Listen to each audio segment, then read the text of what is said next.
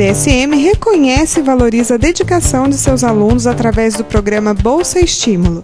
O programa beneficia com desconto de até 30% nas mensalidades os 6 melhores alunos com maior média de cada sala. Letícia Puccini Cobra Borges é uma das beneficiadas em 2012.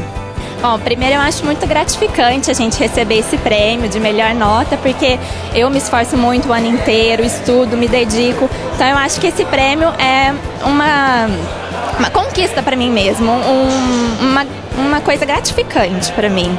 E eu acho que isso vai ser muito importante para mim futuramente, vai me ajudar na minha profissão, vai me ajudar totalmente no meu futuro. Então eu acho isso muito importante, esse reconhecimento da faculdade pra gente.